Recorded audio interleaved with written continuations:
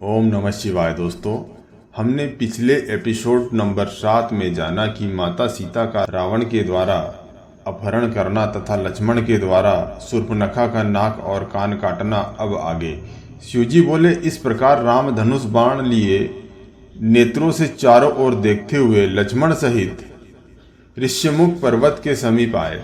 राम लक्ष्मण को पर्वत शिखर पर बैठे सुग्रीव ने देख लिया।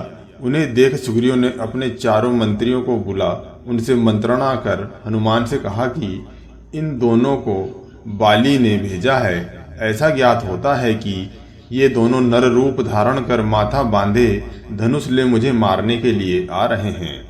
इस कारण हम लोगों को यहाँ से अन्यत्र भाग जाना चाहिए। अब तुम मेरी बात सुनो। तुम ब्राह्मण का रूप धारण कर ब्रह्मचारी हो उनके पास जाओ तथा बातचीत कर उनके हृदय का अभिप्राय जान लो।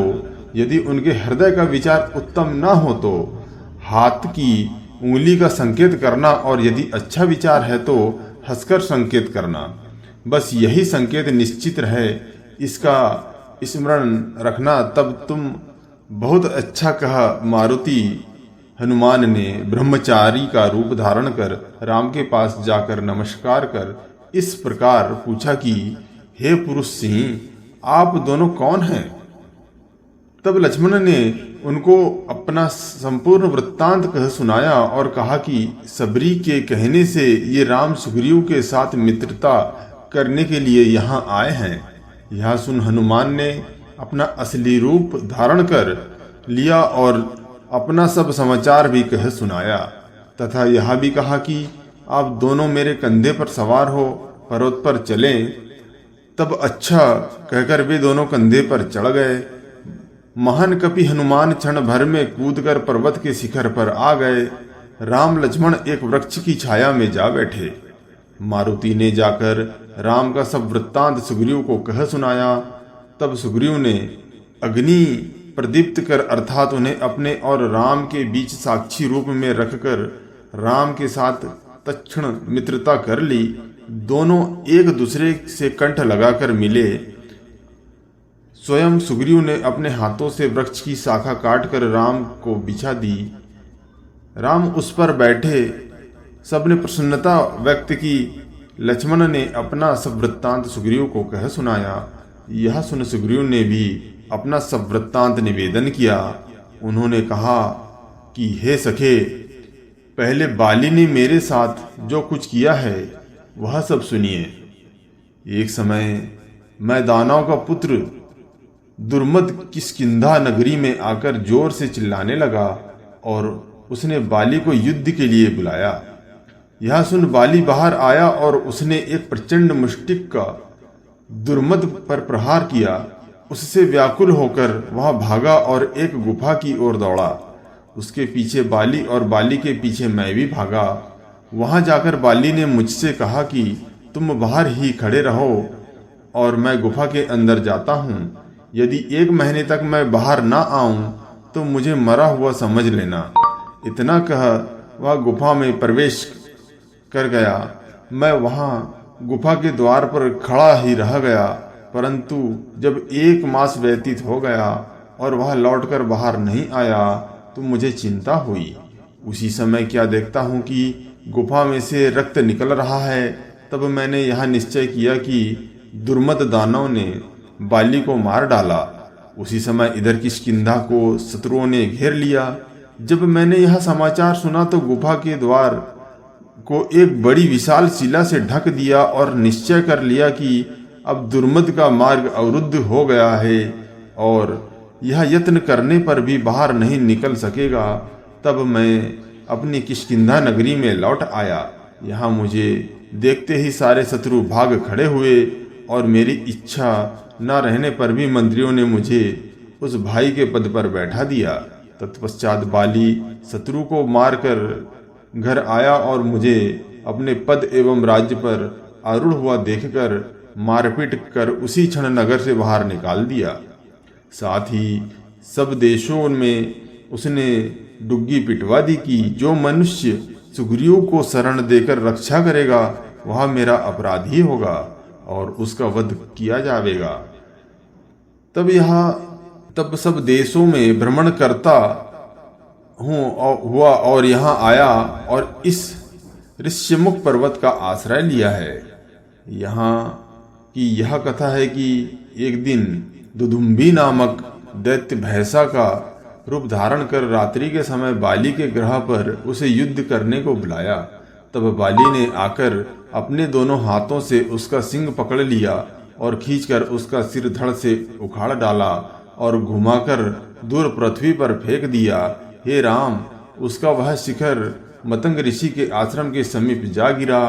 इससे मतंग ऋषि के ऊपर रुधिर टपका। तब उन्होंने क्रोध कर उसे शाप दे दिया कि बाली, अब तू मेरे आश्रम के समीप आएगा तो तत्क्षण मृत्यु को प्राप्त होगा। इस शाप से भयभीत बाली यहाँ नहीं आता।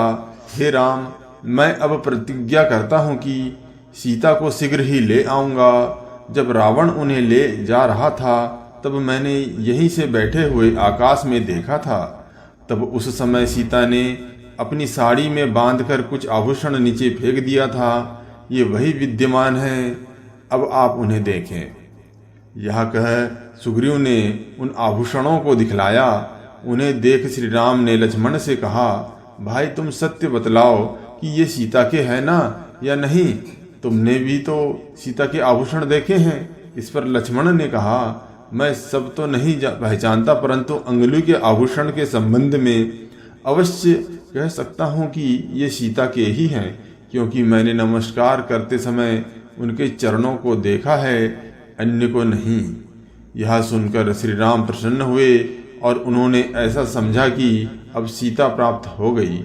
उन्होंने सुग्रीव को विश्वास दिलाने के लिए अपने पांव के अंगूठे से तत्क्षण दुदुम्बी के सिर की हड्डियों के ढेर को दूर फेंक दिया। वह सब 10 योजन की दूरी पर जा गिरा। फिर गोलाकार में सर्प के शरीर पर उस जमे हुए 7 ताल वृक्षों को देख राम ने पृथ्वी पर शेष के अंश से स्थित लक्ष्मण के पैर के अंगूठे से दबाकर उस सर्प को सीधा किया और उस बाण से उन 7 वृक्षों को एक ही बार में छेद दिया। सुग्रीव को विश्वास दिलाने के लिए उन्होंने ऐसा किया जिसमें वह समझ जाए कि यह मेरी सहायता करने और बाली को मारने में सक्षम है। एक समय बाली की गुफा में ताल के फल रखे थे। उन फलों में से कोई 7 फल उठा ले गया। बाली ने देखा तो उसे वहां फल के स्थान में सर्प आया दिखा। यह देख बाली ने सर्प को शाप दिया कि जो तेरे ऊपर 7 वृक्ष ताल के जमेंगे। यह सुन सर्प ने भी कहा कि जो मनुष्य इन वृक्षों को काटेगा वही तुझे भी मारेगा, इसमें संचय नहीं। अब उसी सामर्थ्य को देख आज सुग्रीव को राम से विश्वास उत्पन्न हुआ। तब वह प्रसन्न हो राम से कहने लगा, पूर्व काल में इंद्र ने बाली को एक माला दी, जिसे देख शत्रुओं का युद्ध में वीर्य हत हो जाता है। वह माला पूर्व में अति दुष्कर तप करने से शिव द्वारा श्री कश्यप जी को प्राप्त हुई थी। कश्यप ने लेकर उसे अपने पुत्र इंद्र को दी और उसी को इंद्र ने बाली को दे दिया। तब से सप्रेम अर्पित उस माला को बाली सदैव अपने कंठ में पहने ही रहता है। हे राम, उसे देखने के साथ ही आप भी निशक्ति हो जाएंगे। इसलिए इस विषय में भी आप कोई उपाय विचार कीजिए, तभी आपकी विजय होगी। तब उसकी इस बात को सुन राम ने जिस बाण द्वारा 7 ताल वृक्षों को छेद कर शाप मुक्त किया था, उस सर्प से कहा कि तुम मेरी बात सुनो और किष्किंधा में जाकर रात्रि के समय जब बाली सोता है उसके कंठ में से उस सुंदर माला को हर लाओ। तब तथास्तु ऐसा कहकर वह सर्प राम की आज्ञा अनुसार किष्किंधा नगरी में गया और पलंग पर से उस माला को हरण कर इंद्र को दे आया। तदनुसार राम की आज्ञा से सुग्रीव ने बाली के पास जाकर उसको युद्ध के लिए उत्तेजन दे युद्ध किया। राम उसको देखते रहे। तब सुग्रीव राम के पास लौट आया और राम से बोला, आप मुझे बाली के हाथों से क्यों मरवाना चाहते हैं? यदि आपको मुझे ही मारने की इच्छा है तो हे विभो, आप ही क्यों न मारें। सुग्रीव के इस वाक्य को सुनकर रघुत्तम राम ने भाई लक्ष्मण के द्वारा सुग्रीव के कंठ में माला बंधवा दी, फिर उसे युद्ध करने के लिए भेजा। सुग्रीव ने जाकर बाली को ललकारा। उसे सुन बाली युद्ध को सन्नद्ध हुआ। तब तारा प्रार्थना पूर्वक बाली से बोली, हे नाथ, मैंने अंगद से सुना है कि आजकल राम वन में आए हैं, इसलिए सुग्रीव के साथ मित्रता कर लो और युद्ध का विचार न करो। तुम जाकर रमानाथ के चरणों में सिर नवाओ तथा मेरा कहना मानकर भाई का सादर सम्मान कर युवराज पद दे दो। तब तारा की बात को सुन बलि ने कहा, मैं उस नर रूपधारी राघव राम को साक्षात नारायण जानता हूँ। यदि मैं उनके हाथों मारा जाऊं तो मेरा परम पद होगा। हे तारे, तुम यहाँ सन्नद्ध हो और सर्वदा सुग्रीव की सेवा करो। प्रिय, जब सुग्रीव तुम्हारे साथ रति करेगा तभी मैं उसकी पत्नी के संभोग से उऋण हो जाऊंगा। हे भामिनी, देखो आज मेरी माला ही खो गई है, इसलिए मैं रणांगण में राम के बाण द्वारा अवश्य मारा जाऊंगा। हे तारे, आज मैं तथा मेरे माता पिता धन्य है कि मेरी आज मृत्यु श्री राम के हाथों से होगी। इस प्रकार तारा को समझाकर बाली शीघ्रता से चला। मार्ग में उसने महान उत्पातों को देखा, वह संतुष्ट हुआ। वह बंधुयुक्त हो अर्थात भाई से युद्ध करने लगा। उसी समय राम ने वृक्ष की ओट में खड़े होकर बाली को बाण मारकर धराशायी बना दिया। तारा आकर बाली के लिए अत्यंत विलाप करने लगी। बाली ने देखा कि श्री रामनाथ भगवान लक्ष्मीपति समक्ष ही खड़े हैं। वह गदगद स्वर में बोला, नाथ, वह जो आपने वृक्षों की ओट से मेरे हृदय में बाण मारा है, इससे मेरा महान भाग्योदय हुआ, पर आपको बड़ा अपयश होगा। फिर यह तो कहिए कि मैंने आपका कौन सा अपराध किया था, आपने मुझे क्यों मारा है? राम ने कहा, तू सर्वदा रोमा में लंपट रहता था और भाई की स्त्री को अपने घर में रख भाई को मार डालना चाहता था। तेरे इस दुराचार को देखकर ही मैंने तुझे मारा है। जैसे तुमने रुमा को भोगा है, वैसे ही मेरे कहने से हे कपीश्वर, तुम्हारी प्रिय तारा को सुग्रीव भोगेगा। यद्यपि तुझ दुराचारी का मैंने वध किया है, इसलिए तू द्वापर के अंत में भील होकर इस पूर्व शत्रुता का स्मरण करेगा, और जब मैं प्रभास क्षेत्र को जाऊंगा तो तू मेरे पैर में बाण मारेगा।